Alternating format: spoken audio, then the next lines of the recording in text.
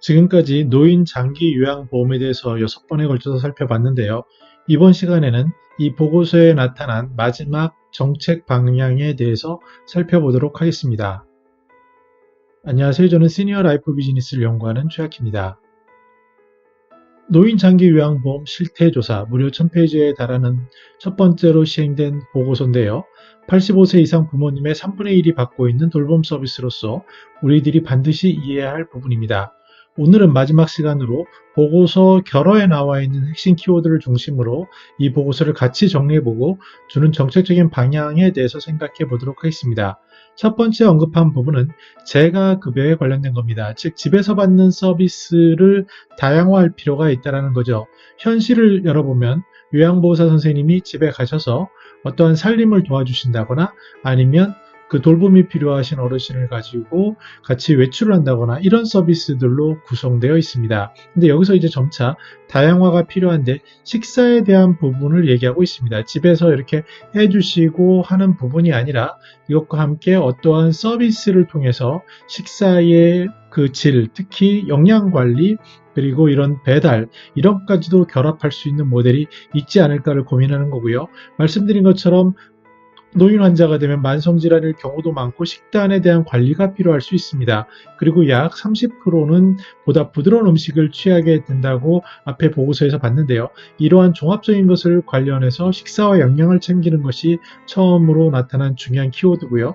여기에 더해서 어르신이 사는 환경을 개선할 필요가 있습니다. 많은 경우 미끄럼을 방지한다거나 안전바를 놓다거나 어떠한 등급에 따라서 어르신이 집에서 커뮤니티 케어에서 추구하는 것처럼 집에서 생을 마감할 수 있는 그러한 삶의 보금자리가 될 수 있는 그런 기반을 만드는 첫 번째로 재가급여를 다양화하는 그런 키워드를 담겨 있는 것을 볼 수 있습니다. 두 번째 나온 키워드는요. 지역사회라는 겁니다. 지역사회 돌봄, 커뮤니티 케어, 어찌 보면 보건복지부에서 추진하는 가장 큰 하나의 주제라고 할 수 있습니다. 어르신이 시설에나 병원에 계시지 않고 집으로 모셔오기 위해서 꼭 필요한 것은 이분들이 만약에 아프신 것을 예방하기 위한 의료 서비스의 연계입니다. 현실적으로 의사 선생님이 방문하는 것은 시설은 일부 가능하지만 집까지는 어려움이 많습니다. 그래서 중간 단계로 간호사 선생님들이 방문하는 이런 서비스를 접목해야 되는데요. 일본에서는 아예 방문을 전문으로 하는 의사 선생님, 간호사 선생님들이 체계로 잡혀 있는 것을 알 수 있습니다.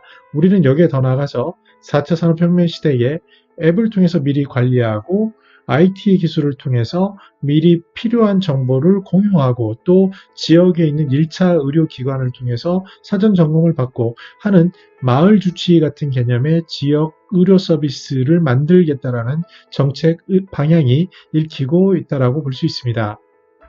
세 번째로 볼 거는요. 돌봄 가족에 대한 겁니다. 가족의 부모님이 편찮으시면 그분은 삶이 변하게 되는데요.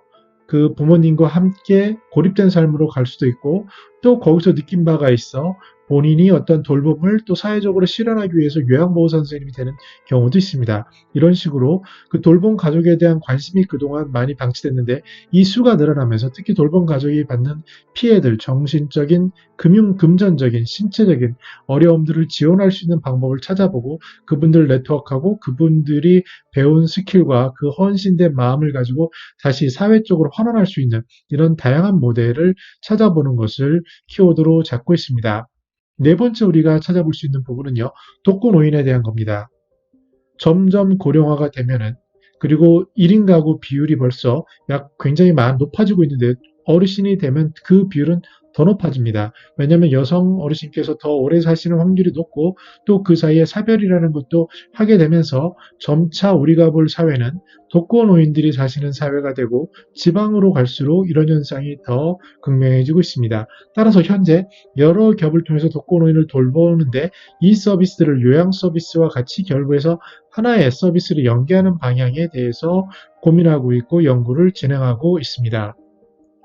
그 다음 다섯 번째는요. 그럼 시설은 어떻게 할 거냐? 시설은 재원이 들기 때문에 더 국가가 나서서 확충하기에는 한계가 있습니다. 그래서 기존 시설을 더 관리를 잘하고 지원할 수 있는 방법을 찾는데 방점을 잡는 것은 입소한 어르신이 가지고 있는 공간에 대한 개선입니다. 그래서 입소한 어르신의 삶의 어떤 존엄성을 지키기 위한 또 어떤 일정적인 확보를 하기 위한 공간을 개선하는 쪽에 방향을 잡을 것으로 정책 보고서에서는 그 단어를, 의미, 키워드를 찾아볼 수 있습니다.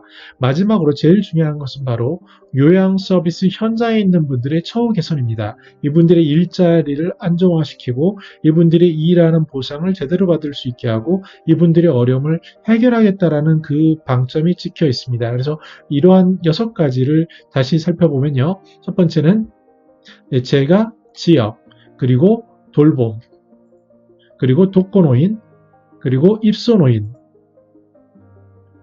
그리고 요양요원으로 볼 수 있겠습니다. 이 공통점은 재가, 지역, 돌봄, 가족, 독거노인 다 집을 향하고요. 집에 계신 우리 부모님이나 어르신을 향하게 되어 있습니다. 그리고 입소노인은 시설에 계신 어르신을 향하게 되고요.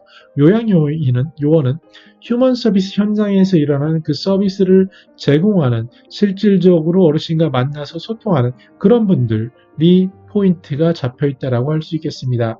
그래서 결국 우리가 요양산업에 관심 있거나 하는 분들은 이 서비스는 다분히 복지의 개념도 있지만 그 복지는 사람을 향하고 사람이 하는 휴먼 서비스라는 것을 우리가 이해할 필요가 있습니다. 여기에 더해서 비즈니스가 붙여지고 여기에 대해서 기술이 더해지는 것이 바로 요양산업이라고 정리할 수 있겠습니다.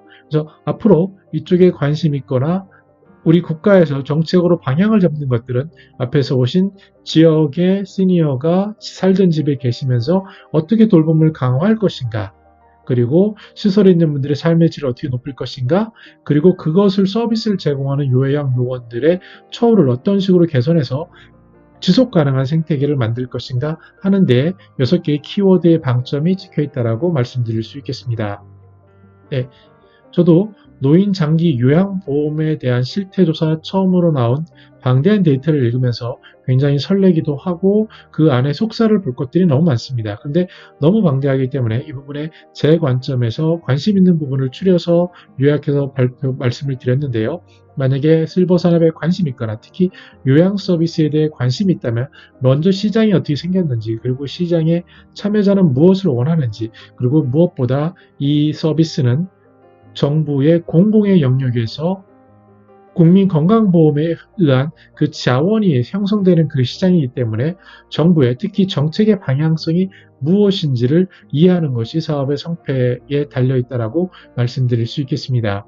말씀드리다시피 저한테 뭔가를 물어보시는 분들의 가장 많은 비중은 시니어 케어 비즈니스입니다. 그런데 막연하게 고령 인구가 늘고 있고 이 시장이 커질 것이다라만 가지고 다가오는데 우리가 알아야 할 것은 정부의 정책은 무엇인지, 그리고 현황은 어떤지, 현실에서 개선할 부분은 무엇인지, 그래서 이걸 어떻게 그 직접 소비자, 바라는 그 관여자들, 의사결정권자인 가족들, 이런 사람들이 무엇을 원하는지, 또 실제로 움직이는 요양보호사 선생님이나 사회복지사 같은 분들은 무엇을 바라는지, 이런 것들을 종합적으로 이해하고 구체적인 현장 속에서 그것이 사업의 가능성이 있는지, 그리고 그것이 사회에 기여하는지, 이런 부분들을 복합적으로 보는 게 그 어느 것보다도 중요한 그런 사업이라고 말씀드릴 수 있겠습니다. 네, 저는 더 나은 시니어 삶 공동체를 연구합니다. 감사합니다.